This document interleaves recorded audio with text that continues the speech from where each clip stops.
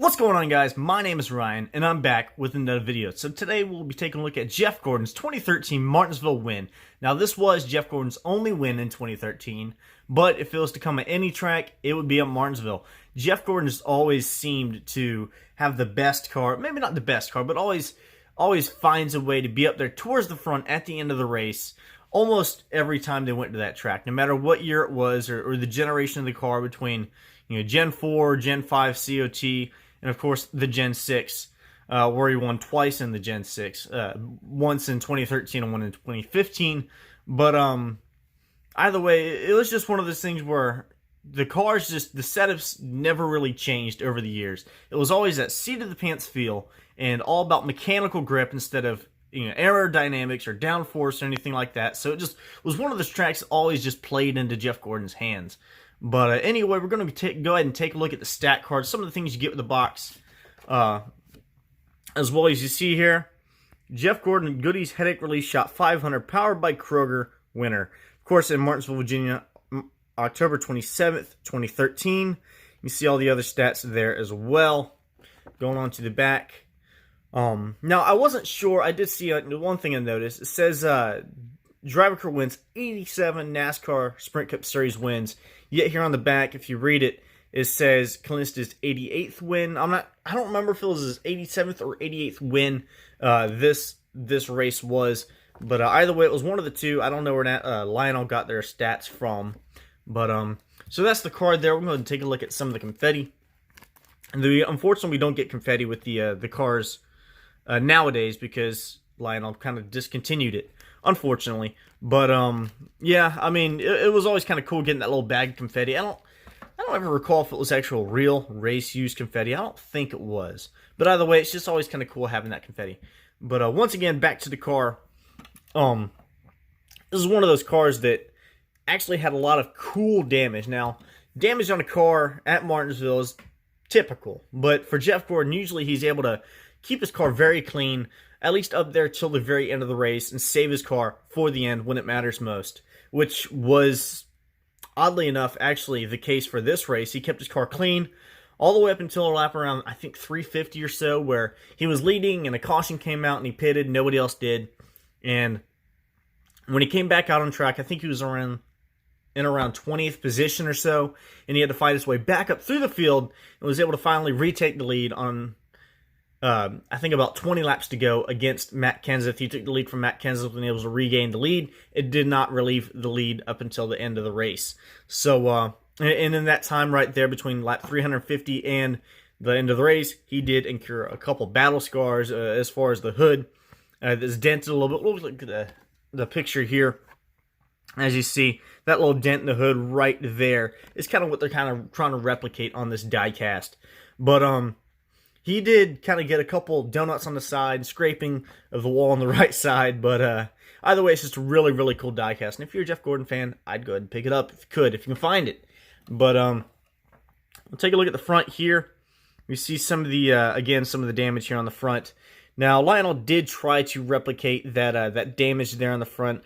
It looks okay. We've certainly seen some better damaged models in the past in diecast cars as far as it looking accurate or what all. One example will probably the best example really would be Chase Elliott's 2016 Daytona win for the Xfinity Series.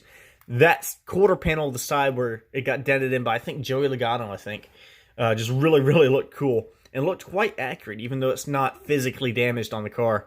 But anyway, we do have a little bit of a dent decal there, and of course, a little bit of confetti pocketed up there for when it was dented in and the confetti landed on the hood.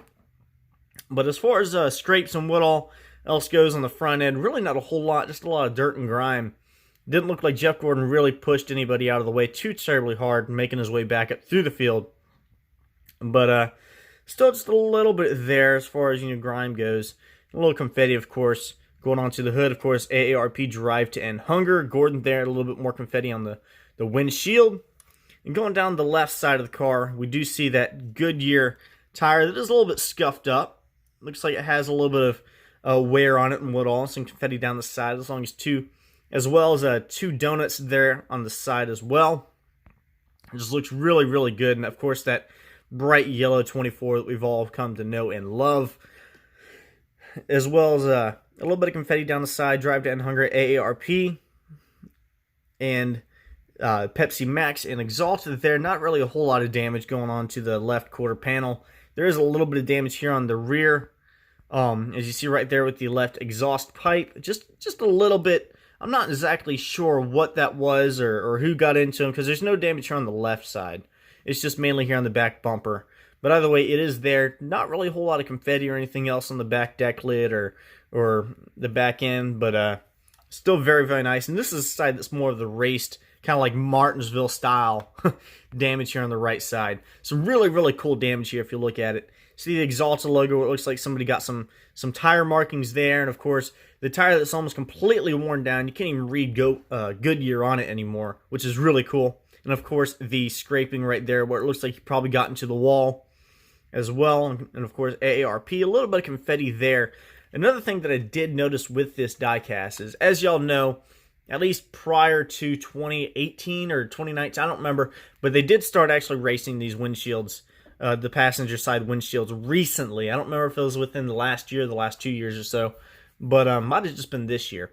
But anyway, in 2013, they did not run the passenger windshield.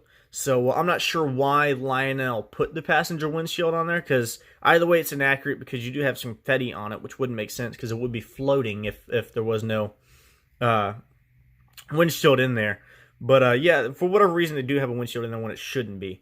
But either way, going on to the right front, there is a little bit of scuffing there as well. But just a really, really cool diecast. One of the more beaten up diecasts as you see from Jeff Gordon. Usually he tries to keep his car pretty clean, especially in his later years of what all. There's not really a diecast that I can think of that was really beat up and tore up and was produced into a race version. So this is probably one of the most beat up Jeff Gordon diecasts you can see.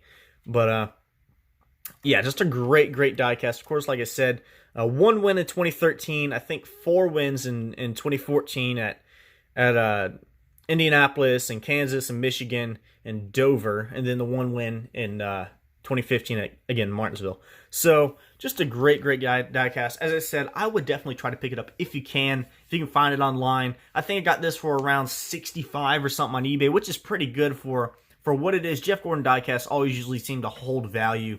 So either way, I appreciate y'all looking at the video, and if you got this far, there are some more pictures and whatnot at the end of the video, so stay tuned for that, and I will see y'all again before too long, hopefully. Alright guys, thank you for watching.